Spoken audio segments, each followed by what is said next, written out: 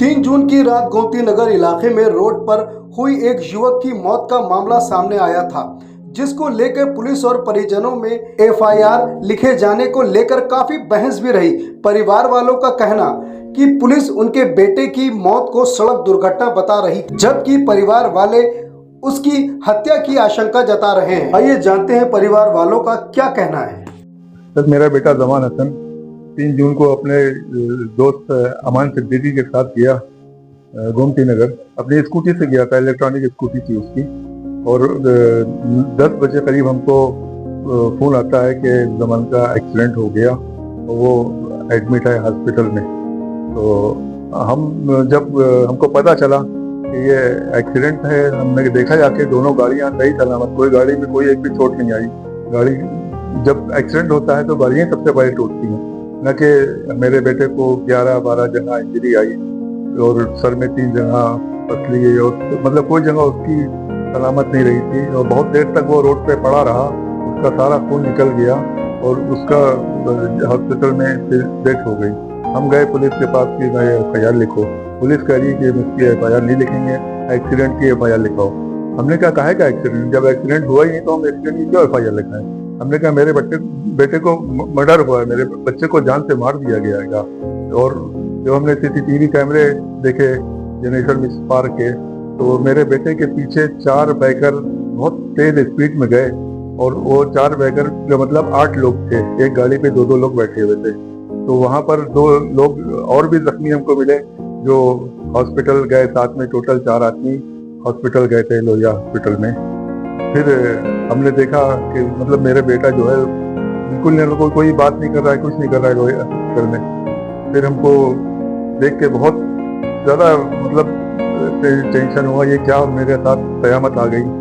फिर हम उसको अपोलो हॉस्पिटल ले गए, और अपोलो हॉस्पिटल में भी उसमें कुछ था नहीं, मैं तो बात कर रहा था ना, आँख खोल रहा था। और अपोलो हॉस्पिटल ने 4 जून को वो डेथ करार दिया। क्या लगता है आपको, जैसे कि आप बता रहे हैं कि हमारे बेटे की हत्या करी गई है और पुलिस बता रही है कि मैं एक्सीडेंट के लिए एफआईआर लिखूंगा, तो इसके लिए फिर आगे आपने क्या किया? सर, हम 2 महीने तक दौड़ते रहे, हाथ पैर जोड़ते रहे पुलिस वालों के कि भैया मेरी एफआईआर लिख लो, मेरे एफआईआर लिख लो। कहेंगे डीसीपी साहब से जाओ, उनसे लिखवा के लाओ, वो कहेंगे तो हम एफआईआर लिख देंगे। तो डीसीपी साहब के पास फिर हम चक्कर लगाते रहे, कहने भी भैया वहाँ से रिपोर्ट नहीं आई है, जब रिपोर्ट आएगी तो हम उसके बारे में बताएंगे। हम यही इंतजार करते करते मतलब लखनऊ शहर में हमको शर्म आती है कि हमने इतने चक्कर लगाए पुलिस के, हमारी बेटे की जान भी गई और उसके कातिलों को हम सजा भी क्या नहीं दिलवा सके। पुलिस, प्रशासन, कानून सब है हमारे साथ में, और हम उसको सजा दिलवाने के बगैर नहीं रह सकते। हमने ये कहा कि अपने बेटे के कातिल को सजा तो दिलवा के रहेंगे।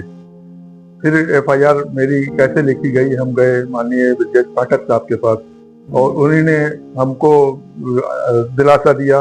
और जब मैंने उनको बताया तो उनकी भी आंखें नम हो गई ये हादसा सुन के। फिर उन्होंने फौरन ही कमिश्नर साहब को फ़ोन किया, और फ़ोन करके उन्होंने बताया कि इसकी आज ही एफआईआर लिखना चाहिए। हमारी उसी दिन 11 अगस्त को एफआईआर लिखी गई। हम उनके बहुत ही शुक्रगुजार हैं, उन्होंने हमारी हेल्प करी, बहुत मदद की। हम जिंदगी भर उनका एहसान कभी भूल नहीं सकते। क्या पुलिस ने इसमें भी कोई कार्रवाई की है? जिन लोगों के आपने उसमें नामजद रिपोर्ट लिखवाई है या आपने अज्ञात लिखवाई है?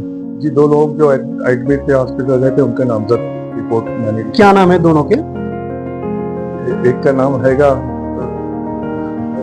सोनू, एक का नाम है आदर्श, और बाकी अज्ञात हैं। बाकी भी पुलिस के जानकारी में है। और तो पुलिस ने इसमें कोई अभी कार्रवाई की, किसी ने उनको अरेस्ट किया? पुलिस हमारे साथ गई थी मौका वारदात पे, जाके वहाँ पे ड्राइंग वाइंग बनाए, और बाद में वो कह रहे हैं कि हम इस पर कार्रवाई कर रहे हैं, तो हम तुम्हारा तो।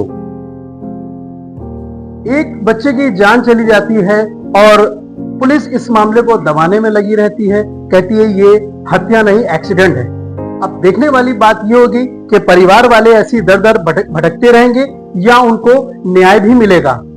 मैं वकार हुसैन, पावर ऑफ जन अधिकार से।